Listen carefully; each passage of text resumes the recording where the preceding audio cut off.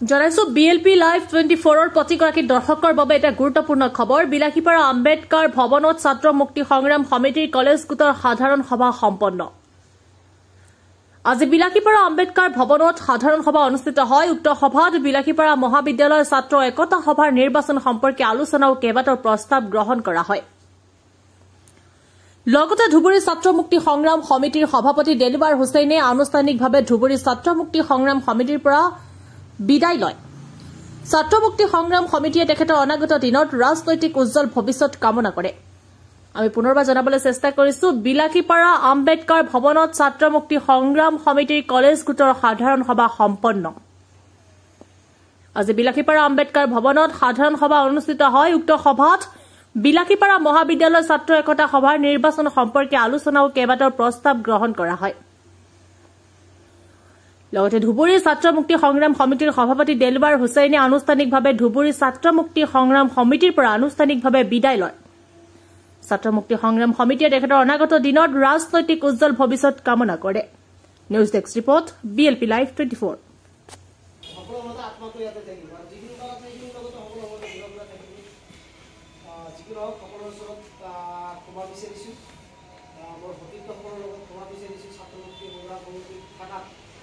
পৰিয়ালৰ লগত আইটি মন্দিৰ থাকিলে মা দেউতা থাকিলে কিন্তু কিবা কিবি হৈ যায়।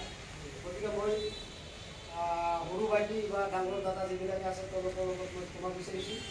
আপোনালোকে ক্ষমা কৰি দিব আৰু আপোনালোকে দোৱা আশীৰ্বাদ কৰিব যাতে মই সংসদীয় ৰাজনীতিত ভৰি দি যাতে আত্মজনৰ কাষত দৰিদ্ৰতাৰ কাষত যাতে থিয় দি জনসাধাৰণৰ সৰ্বস্ত জনসাধাৰণৰ জাতি ধৰ্ম বৰ্ণ আমি সকলো জনতাৰ হৈ সৰ্বস্ত প্ৰকাৰৰ কাম কৰিব পাৰোঁ তাৰ বাবে যিকি নহওক, আসসালামু আলাইকুম, জয় হিন্দ। সেইখিনি মই ছাত্ৰ মুক্তি সংগ্ৰাম সমিতিৰ পৰিয়ালক মানুহৰ মাজত যিখিনি চিনাকি কৰাই দিলে, মানুহৰ মাজত যিখিনি মোক আগবঢ়াই দিলে, মানুহৰ মাজত যি কথা কোৱাৰ ধৰণ, যি ৰণনীতি, যি কৌশল যিখিনি মোক ছাত্ৰ মুক্তি সংগ্ৰাম সমিতিয়ে দিলে, এইখিনিৰ বাবে মই চিৰ কৃতজ্ঞতা জ্ঞাপন কৰিছোঁ আৰু মই আজীৱন চিৰঋণী হৈ থাকিম।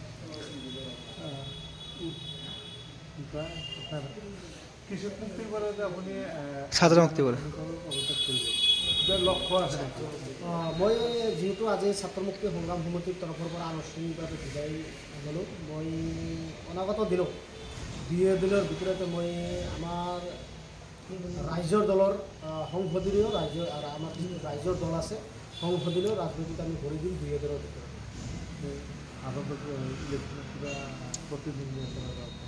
এইটো সময় সাপেক্ষে কি হয় আপোনালোকক জনাম। যদি তেনেকুৱা ৰাইজে যদি বিচাৰে, যদি মই ভাল কাম কৰি থাকোঁ, যদি ৰাইজে বিচাৰে, তেনেহ'লে জাতি ধৰ্ম বৰ্ণ নিৰ্বিশেষে যদি সকলোৱে বিচাৰে তেতিয়াহ'লে মই নিশ্চয়। যদি প্ৰতিদিনে আপোনাৰ লক্ষ্যটো কি থাকিব? যদি প্ৰতিদ্বন্দ্বিতা কৰোঁ তেতিয়াহ'লে লক্ষ্য থাকিব আপোনাৰ দৰিদ্ৰতা নিৰ্মূল কৰা, আপোনাৰ সমষ্টিত যিখিনি হস্পিটেল আছে এইখিনিত আমি চৰকাৰক মানে বিধায়ক যদি হ'ব পাৰোঁ আমি চৰকাৰক হেঁচা দিম যে শিক্ষা, আপোনাৰ মেডিকেল যিটো ট্ৰিটমেণ্ট এইটো কিন্তু সম্পূৰ্ণ বিনামূলীয়া হ'ব লাগে। এইটো কিন্তু মোৰ মেইন লক্ষ্য থাকিব। আৰু যিখিনি মানুহৰ ভূমিপাট্টা নাই সেইখিনি ভূমিপাট্টা দিব লাগিব আৰু খেতি পথাৰত জলসিঞ্চনৰ ব্যৱস্থা কৰিব পাৰিব লাগিব, যাতে কৃষকসকলে যাতে আৰু খেতিয়কসকলে যাতে গোটেই বছৰত পানীৰ অভাৱত যাতে কোনো অনাটন নহয়, যাতে খেতি কৰিব নোৱাৰে, তাৰ বাবে কি কৰিব লাগিব, খেতিৰ ব্যৱস্থা কৰিব লাগিব। চৰকাৰে সেইটো কৰিব লাগিব। আপোনাৰ ঘৰৰ কাষতে মানে উচ্ছেদ অভিযানত মানুহে বহু মানুহে মানে ঘৰত নোহোৱাকৈ তেওঁলোকে বাস কৰি আছে, তেওঁলোকৰ কাৰণে আপুনি কি? সেইটোৱে কৰি আমিতো জানে যে আমাৰ ছাত্ৰ মুক্তি সংগ্ৰাম সমিতি বা কৃষক মুক্তি সংগ্ৰাম সমিতিৰ জন্মই হৈছিল মাটিৰ পাট্টা লৈ, যে যিখিনি মানুহৰ দৰিদ্ৰতাৰ কবলত পৰি আছে, যিখিনি মানুহৰ অসমত মাটিৰ পাট্টা নাই, সেইখিনি মানুহৰ কিন্তু আমাৰ লক্ষ্য যে অখিল গগৈ ডাঙৰীয়া যিটো ৰাইজৰ দলৰ যিখিনি আছে আপোনাৰ কৰ্মসূচী আছে সেইখিনিত কিন্তু মাটিৰ পাট্টাৰ কথা উল্লেখেই আছে যে ৰাইজৰ দলে যদি চৰকাৰৰ লগত চৰকাৰ গঠন কৰিব পাৰে বা চৰকাৰৰ লগত যদি এলায়েন্স হয় তেতিয়াহ'লে কি কৰিব যে যিখিনি মানুহৰ মাটিৰ পাট্টা নাই সেইখিনি মানুহৰ কিন্তু প্ৰথমতে আমি কি কৰিব লাগিব, মাটিৰ পাট্টা দিব লাগিব। পদত্যাগ কৰিলে আনুষ্ঠানিক হয়, আমি বহুত দুখ পাইছোঁ যিহেতু ছাত্ৰ মুক্তি সংগ্ৰামটো ইমান তেখেতৰ নেতৃত্বত ধুবুৰী জিলাখন বহুত শক্তিশালী আছিল। তেখেতৰ বহুত অৱদান আছে ছাত্ৰ মুক্তি সংগ্ৰামটিত। গতিকে ছাত্ৰ মুক্তি সংগ্ৰামটিত তেখেতৰ পৰা আমি বহুত শিকিছোঁ, সংগ্ৰাম পৰা শিকিছোঁ। তেখেতৰ যি অৱদান ছাত্ৰ মুক্তি সংগ্ৰামটিত, গতিকে বহুত ভাল মানুহ আছিল দেলোৱাৰ দা। গতিকে আমি দেলোৱাৰ দাৰ লগত সদায় আছোঁ আৰু থাকিম। আৰু তেখেত যিহেতু ৰাজনীতিকত ভৰি দিলে, তেখেতৰ ৰাজনৈতিক জীৱন উজ্জ্বল ভৱিষ্যত, তেখেতৰ সুস্বাস্থ্য আৰু দীৰ্ঘ আয়ু কামনা কৰোঁ। লগতে তেখেতক আমি ছাত্ৰ মুক্তি সংগ্ৰামীৰ ফালৰ পৰা আন্তৰিক শুভেচ্ছা তথা অভিনন্দন জনাওঁ। যাতে ৰাজনীতিক পথত যিহেতু ভৰি দিছে, তেখেত যাতে ছাত্ৰ মুক্তি সংগ্ৰামত যিবোৰ আমাৰ নীতি আদৰ্শ আছিলে, যিবোৰ আমাৰ ছাত্ৰ মুক্তি সংগ্ৰামত কৰ্মসূচী আছে, তেওঁ ৰাজনৈতিক দলত থাকি এইবোৰ যাতে সমাধানৰ ক্ষেত্ৰত যাতে প্ৰত্যেকটো সময়ত যাতে থাকে আৰু প্ৰত্যেকটো সময়ত যাতে ৰাইজৰ লগত থাকে, তাকে বিচাৰিব। ছাত্ৰ মুক্তি সভাপতি হিসেবে ৰেলওয়ে হোসেন আনুষ্ঠানিকভাবে পদত্যাগ কৰলে, এই ক্ষেত্ৰে আপনাৰ অনুভব কি হয়?